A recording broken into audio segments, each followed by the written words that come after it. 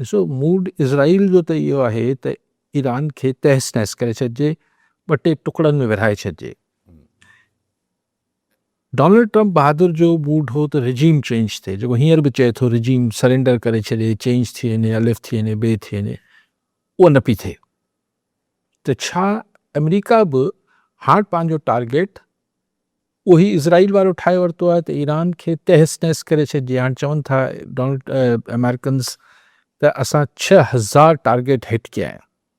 पर ज़ाहिर आहे हिकिड़े मुल्क में तव्हां 6000 टारगेट्स माना अगरि उनखे पोइ हज़ारनि में जेके आहिनि तव्हां मिज़ाइल हिट कया हूंदा, ज़ाहिर वरी तबाही थी हूंदी ईरान जे अंदरि, त पोइ तहस नहस करे छॾींदो, टुकड़ा टुकड़ा कीअं कंदो?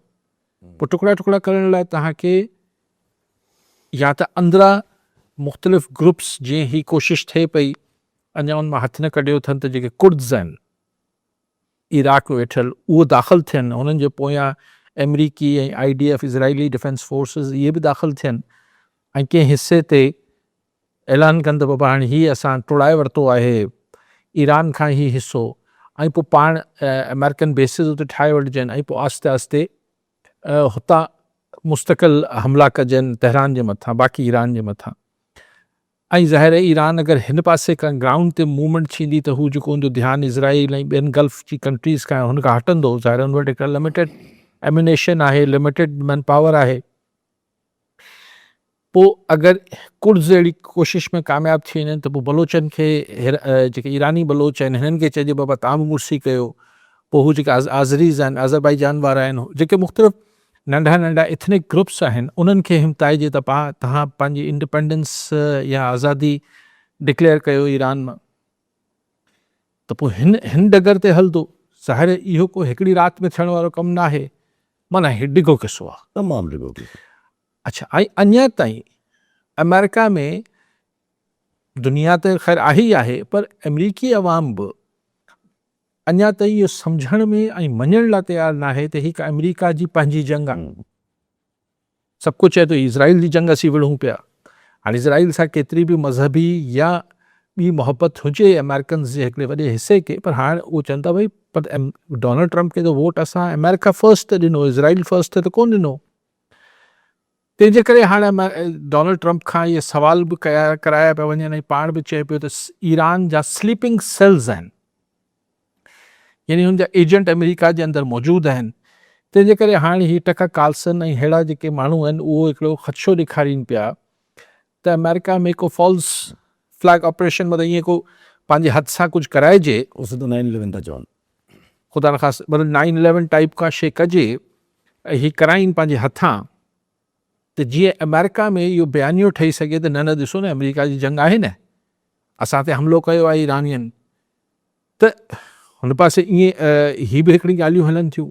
इंट्रस्टिंगली उहे अमेरिका जो वाइस प्रेसिडेंट साम्हूं न ईंदो आहे अहिड़े मौक़े पे, घणो लाइमलाइट में न हूंदो आहे, उनजी हिकिड़ो थोरो डमी क़िस्म जी हिकिड़ो उहिदो हुजे थो, सिंबॉलिक हुजे थो वाइस प्रेसिडेंट, ऐं प्रेसिडेंट हटी वञे त उनजी जॻह पुर करण लाइ हूंदो आहे। पर JD वेंस जेको उहो एक्टिव रहंदो आयो आहे एज़ वाइस प्रेसिडेंट, उहो हिन ईरान ते हमले वारी हिन जंग खां पोइ अमेरिका मां बाठ लॻो पियो आहे, ग़ाइबु लॻो पियो आहे। त हिकिड़ी बि कॉन्फ्रेंस में न आयो आहे। ऐं डोनाल्ड ट्रम्प खां पुछियो त भई तुंहिंजो वाइस प्रेसिडेंट जो छा मूड आहे, चई उनजी फिलोसफिकल मतिलबु फ़लसिफ़ियाना क़िस्म सां मूंसां हिन ॻाल्हि ते इतफ़ाक़ न आहे, बाक़ी इतफ़ाक़ थो करे, पर हू गुम आहे।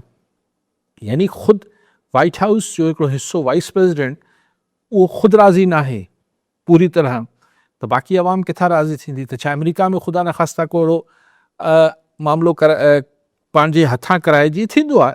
हाणे माण्हू त 9/11 लाइ मुख़्तलिफ़ ॻाल्हियूं कनि था, छाकाणि त ही वॉर ईरान ते हमले लाइ अमरीकी अवाम खे तयारी न कयो वियो। इराक ऐं अफ़गानिस्तान लाइ हुते जी अवाम हो त भई असां सां 9/11 जहिड़ी जुठ थी आहे, बसि वारो करे अमरीका सॼी दुनिया खे तबाह करे छॾे, पर हिते त अहिड़ो कुझु थियो ई कोन्हे। त पोइ अच्छा, अॼु वरी ऑयल अञा वधी वियो आहे, $2 पेट्रोल बि यानी वर्ल्ड ऑयल मार्केट में हेठि न पई वञे। संदन पंहिंजो अॼु जेको आहे हू जेको फ्यूल बरदार जहाज़, जेको हवा में जहाज़नि में पेट्रोल विझंदो आहे, हिकिड़ो अलाए छा उन प्लेन जो नालो आहे, KC1 समथिंग, उहो किरी पियो आहे। हाणे ईरान क्लेम करे थो त असां किरायो आहे, हू चवनि था न पाण ई किरी पियो आहे। पाण ई कीअं किरी पियो हूंदो, कोन का शइ लॻी हूंदी आहे, असांजा जहाज़ त कोन्हे न जी पाण ई किरी पिया। त मतिलबु असांजा बि मिलिट्री वारा न असांजा ही जॾहिं एयर ब्लू किरी पवंदा आहिनि। त चवण जो मक़सदु इहो आहे, अच्छा हुननि जी हुन ते बि इब्राहिम लिंकन जेका हू आहे बहरी नेवल शिप आहे, हुनखे बि ईरान हिट कयो आहे। आई मीन ही शयूं, अच्छा हार्मोस जेको लंघ आहे उहो अञा बंदि आहे। त ट्रम्प वटि जेको हुनजी गुफ़्तगू मां बि लॻे पियो त हू पाण बि डबल माइंडेड आहे। हिकिड़े पासे सोचे थो, जेको अॼुकल्ह बि चई त असां हिन खे हिकिड़ो दफ़ो ई ख़तमु करे चाहींदा जीअं वरी जंग न करणी पए। हा हू चई न वरी न त वरी ॿीहर जंग करणी पवंदी, न त हिकु चक्कर ई ख़तमु। पर कीअं कंदो? हा एग्ज़ैक्ट। आख़िर हिन जे ख़ात्मे जो दी एंड कीअं थींदो, इहो पाण खे बि सम्झ नथो अचेनि। संदन सेक्रेटरी जेको आहे उहो वॉर वारो डिफेंस वारो चए थो त सॼी हिन जी क़यादत अंडरग्राउंड हली वई आहे, ही थी वियो आहे, हू थी वियो आहे। अॼु बाक़ाइदा उन्हनि सॼी क़यादत जेका आहे उहा अॼु प्रोटेस्ट में जेको अलकुद्स जो उन्हनि जो मार्च हुयो सॼो, उते बाक़ाइदा सॼी क़यादत हली आहे। प्रेसिडेंट, फॉरेन मिनिस्टर, सिक्योरिटी सभु हलिया आहे। जी जेको हुननि जी रैली थी अलकुद्स जे हवाले सां, उते धमाको बि कयो आहे इसराइल। उते इज़राइल हिकिड़ो अटैक बि कयो, पर हाणे पब्लिक खे मारींदो छा? ख़ैर उहो मारे पियो, हुनखे को फ़र्क़ु नथो पियो। लेबनान में बि शुरू लॻो पियो आहे। लेकिन ॻाल्हि इहा आहे त G7 जे मुल्कनि अॼु ट्रम्प जे साम्हूं घोड़ कयो त बाबा असांखे खुलराए ॾे स्ट्रेट ऑफ हार्मोस, जंग बंदि कयो, जंग बंदि कयो। हुनखे बि तसली ॾिए आयो आहे त न न इंशाल्लाह करायूं था कुझु। डोनाल्ड ट्रम्प चए थो, I mean he is not getting support from anywhere. किथां बि हुनजी मर्ज़ी जी शइ न पई थिए जेको हुन सोचियो। इज़राइल बि जेको सोचियो हुन मां अधु शइ न पई थिए त अञा अरब मुल्क ईरान ते हमिलो नथा कनि। इज़राइल जी इहा ख़्वाहिश पूरी न पई थिए, न सऊदी अरब करे पियो, न UAE करे, केर बि डायरेक्ट हमिलो न पियो करे। त उहा ख़्वाहिशूं पूरी न पई थिए त ही अरबी ऐं ईरानी मुसलमान विड़ी पन बेसिकली, पर उहा बि न पई थिए। त पोइ आख़िर में मुंहिंजे ख़्याल आहे त पोइ नेतन्याहू ऐं ट्रम्प जे विच में इहो ई आहे त ट्रम्प हाणे मुंहिंजे ख़्याल आहे इन ॻाल्हि ते सोचण ते मजबूर आहे त ठीकु आहे ईरान खे टुकड़ा टुकड़ा करे छॾिजे। पर उहो ॾिसी चुका आहिनि, हुननि जा पंहिंजा इंटेलेक्चुअल्स चवनि पिया त बाबा सीरिया खे तबाह कयो, हुन मां छा तव्हांखे वरियो? इज़राइल खे त वरियो, तुंहिंजो हिकिड़ो दुश्मन मुल्क हो, बशर अल असद वेठो हो उते ऐं हुन लाइ इज़राइल लाइ मसइलो करे पियो। लिबिया खे तव्हां तितर बितर करे छॾियो, हुन सां तव्हांखे छा हासिलु थियो? त ईरान खे तितर बितर कंदो त हीउ सॼो ख़ितो ई जेको आहे तितर बितर थी वेंदो, हीउ सॼो डिस्टेबलाइज़ रहंदो।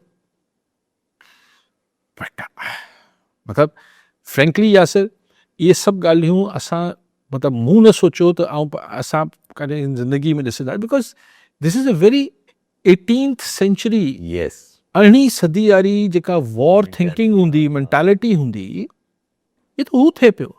नथो वणे अटैक कर, ही खपे मूंखे, हिन ते अटैक करे छॾ। हिकिड़ो जेको नाम निहाद ढकोसलो ठाहियो वियो वर्ल्ड वॉर 2 खां पोइ, त न UNO आहे, पोइ न ही हिकिड़ा जेनेवा एकॉर्ड ही आहिनि, फलाण आहे, ही आहे।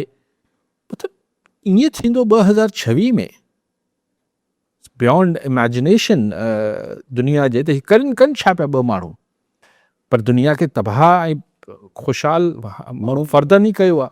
त ही ट्रम्प ऐं नेतन्याहू जे फ़िलहाल दुनिया वर लॻियल आहे।